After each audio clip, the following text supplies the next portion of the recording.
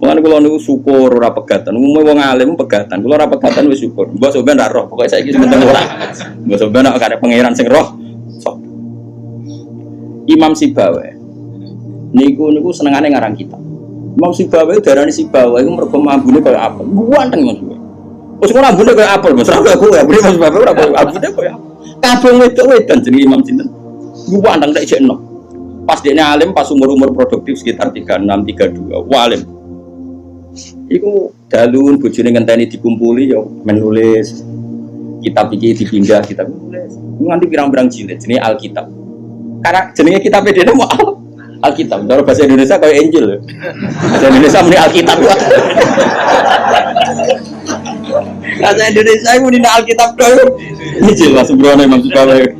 Mari dene ra wong Indonesia. Kitabe ora ono jenenge ya. Alkitab. Dalam bahasa Indonesia itu. Singkat cerita itu bojone wis marek-mareki wis beda tetep ngono. Wayu wae bojone. Wayu kok ora apa terus ora elek ku yo ora. Saya lek men goreng tempe terus apa elek. Wis bojone mikir, aku nganti dibaroi mergo barang iku kitab. Suatu saat paginya Mbak iku kertas entek gue ngarang moro pasar betul napa. Nah saya gak kata fotokopi, moro pasar ya atuh. Dobong kita, pikirannya yang menyibukkan dari dia itu sudah dihilangkan. Rupa-rupanya wis dinopo. Kok Imam Sibawi kitab kuntis tak apa? Gara-gara kitab itu ora tau ngurusi aku. Cuma gak bojone, mangsane ora milih. Imam Sibawi ngaboti kitab megat nopo? Imam Syafi'i gimana? Imam Syafi'i rawani rabi wong gede, rawani rabi ning jare Indonesia. Gara-gara wedi nak nuntut. Dadi dia nak rabi ngomong ngene iki kena mbok tiru. Ya, tapi ganteng, syaratnya kudu ganteng. Karena kalau ganteng itu kan kompetitornya banyak yang minat. Ganteng mulya imam terkenal. Ngomong ngeten, diumumno. Sapa sing gelem rabi be aku, syaratnya siap ra tak kumpuli. Syarat ya siap ra tak urusi. Wong aku sibuk mul. Terus syarat ketiga kegiatannya gawe no jajan, nah aku mulang santri. Jadi syaratnya itu, jadi syaratnya itu pinter gawe jajan, sing pas aku mulang om. Karena ono ngaji, tapi udah tiga jajan. Sebenarnya jajan halawiyah, halawiyah itu manisan. Walhasil ada seorang yang orang biasa gitu ya, min ahlil khairi wassalah, siap dinikahi beliau tanpa syarat apa. Ya aku nganti sepuh tiap ono santri teko ya mau. Dumi, pokoknya aku gawe no jajan ini layani gawe no jajan. Terus diulang ngaji, semua nganti kapun. Sehingga boten. Jadi wong dhisik saking senenge ilmu itu bojo iku digolekno kriteria sing nopang. Saiki ora. Ngene ditakobal wa bina minkum takobal ya karim.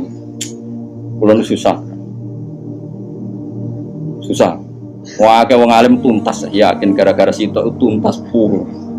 Akeh gak kancane sampean zaman mondok iso maca muin. Salene dunia hafid sing rodok lanya, akeh. Ilang gara-gara apa?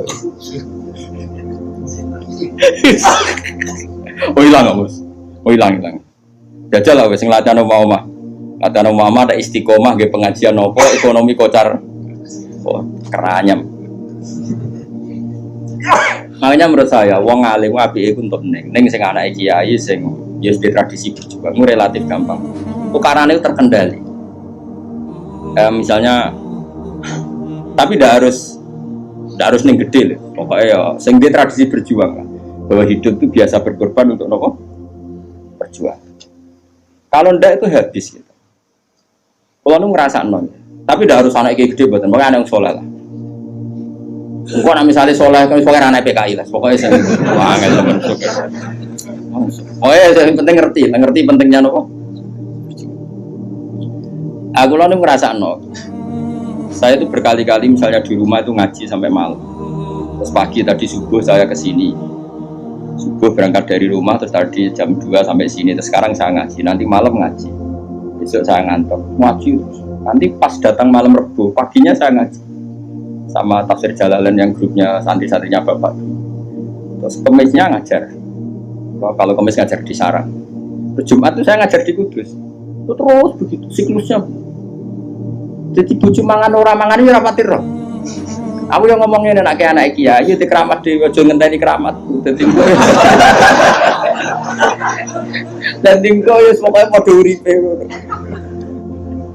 Tuhan cara kula bojone kiai kudu di keramat dhewe nek ora wis takobal wa minkum takobal ya kan. Ini kan itu Aisyah itu termasuk istri yang dengan kriteria itu. Saya itu heran sama Aisyah gini, saya itu punya Musnad Ahmad ya, Musnad Ahmad itu 14 jilid. Itu satu jilid itu ada yang riwayatnya Aisyah semua. Jadi minal muksirin wal muksirat itu Sayyidah siapa? Aisyah.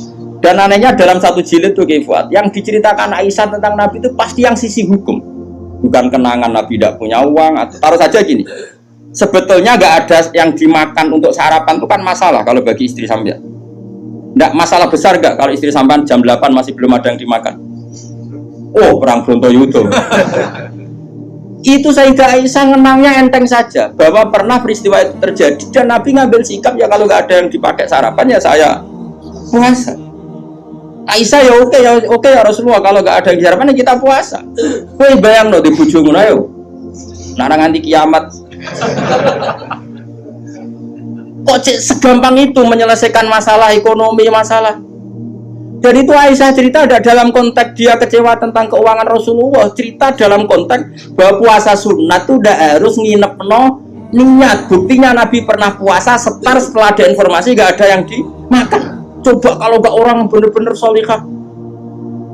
Ayo bojomu kira-kira dia mafhum ngono ta ora? Ono sarapan di kesimpulan, ayo Pak poso. Kabeh kersane pangeran. Bujum nak ngomong ngono kadane aku tak kayak duwe yakin. Oh tak dia yakin. Sak kapan ae terjadi, tapi coba bodoni lho.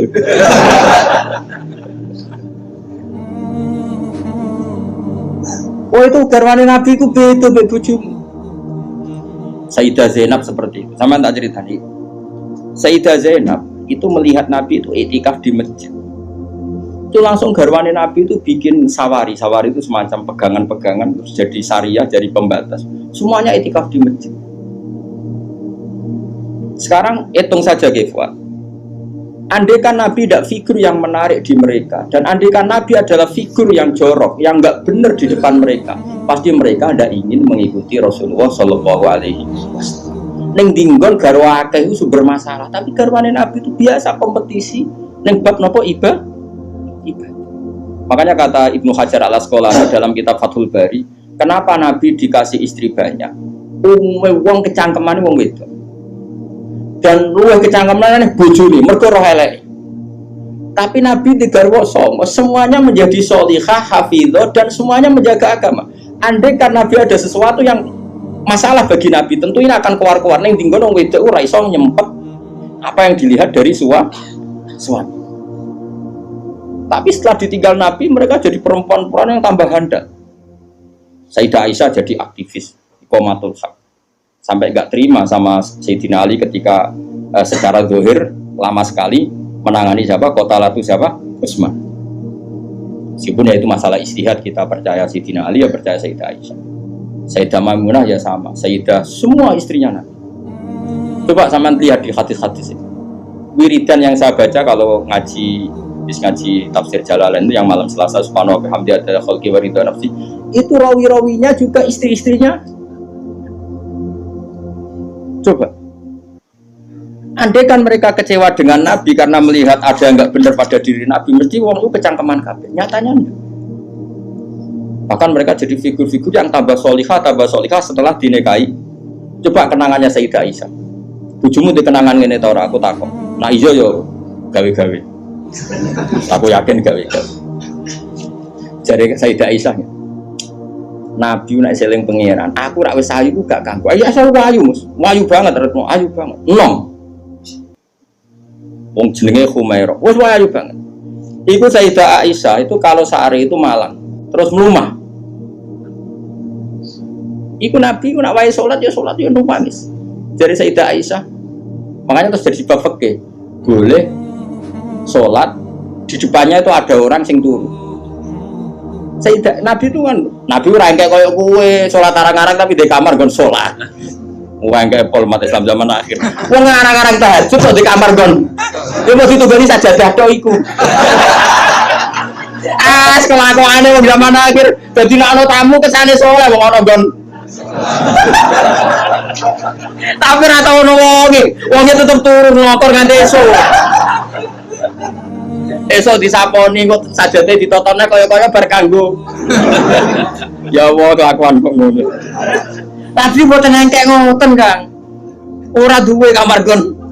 Ya kamar sing dienggo sare. Iku sing dienggo. Terus Sayyidah Aisyah lu turu iku cek nglekok.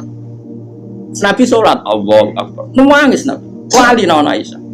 Jare Aisyah, aku tak terusno turu. Aku tetap sembujung. Apa? Glojor kakinya apa cara kene? Dipanjangkan itu. Nah, engko nak Nabi ape sujud lagi tak tarik. Tak tarik kok Nabi bar sujud tak sujud dong. Wong nak ngadeg suwi wae. Artinya coba, kowe tahu ngalami ngono. Oh, bojomu lah ngamuk. Salat kramene ngono mikir. Oh, seramu mungkin ke podo mek Nabi ku semua. Mulane kita mau kepengin niru. Maksudnya niru ya rodok ngono ae napa? Mulane nirumu paling Nabi salat madhep kiblat kita madhep kiblat. Nabi nak salam iku nganan sik ya kita. Nganan wis ngono-ngono tok. Gak mungkin ke niru. Iku coba bayangkan. Dan itu yang diriwayatkan Aisyah. Terus kata Imam Bukhari, babu sutratil musolli. Gak apa-apa kalau ada orang sholat, kamu ada orang tidur, kamu tetap. Buktinya itu pernah terjadi pada Nabi dan Sayyidah siapa?